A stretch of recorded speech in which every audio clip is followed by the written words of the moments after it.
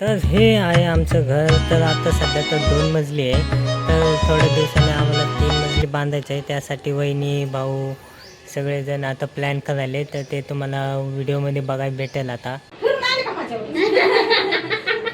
कल्पना ताई, हे आहे असं बांधा आणि वरती जो टेरेसवर तुम्ही रूम म्हणतायत ना, तर तुम्हालाच हॉल घ्या तुमचं सामान ठेवायला, असं करा. एवढं खाली आणि आईचं चालू आहे की जे नाही किती बजेटमध्ये बसत असेल तर ठीक आहे, मग होत असेल व्यवस्थित. तर आमचं ते हिशोबाने की जर आईचं म्हणणं आहे तर होतंय. आईला पण कळलं पाहिजे की आता किती लागते. तोडफोडचे वेगळे पैसे घेत. त्याला म्हणा नाही की पूर्वी एक रूम होती वर म्हणा नाही त्या तोडफोड रूमवर तयार सगळं एक होते. आतूनच तयार होतं. तुमच्या ह्याच्यात मग ही जिना आहे ना, जिन्याची टोपी करू, त्या टोपीवर पाण्याची टाकी बांधून मोठी आणि इकडे एक सलापाची रूम बांधू. आणि त्या सलापाच्या रूम मध्ये संडास बाथरूम काढायचे आहे.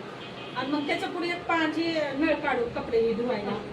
आणि ते थोडं असं रिकामच राहील ना, पुढे टाकी आहे जिन्याच्या शेजारचं. पाठीमागून पूर्ण एक room दिलं.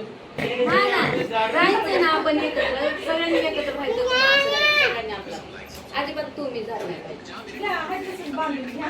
आणि वर एक मोठी रूम काढा, संडास बाथरूम काढा. आणि यांची दिसते ना, त्या पोती वगैरे ठेवायचं आहे, वर दळप करायचं आहे. कपडे धुवायला जागा.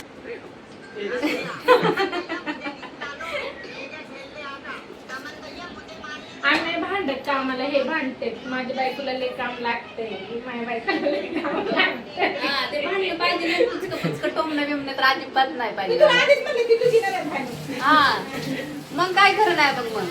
काय म्हणते? नंतर मी चोळी काकून करून नागाला वाटण लावली असती, पण आता ह्याला कुठं वाटण लावावं?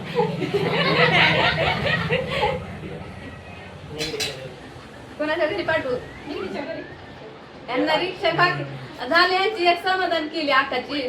आकाने रिक्षा घेऊन देणार होते यांना, आता ते रिक्षा बी द्या घेऊन त्यांना. रिक्षा दिली, आता रिक्षा बी द्या एक तेवढी. आकाचं म्हणणं मग तेवढं सगळं पूर्ण होईल. आकाला पिशी किती लागली? 30,000ची पिशी लागली. अजून आता मध्ये मध्ये कुठं तरी गुटमळत असेल, रिक्षा नाही दिला माझ्या आजला, माझ्या आईला रिक्षा नाही दिला. दिली असती, हप्ते पण भरले.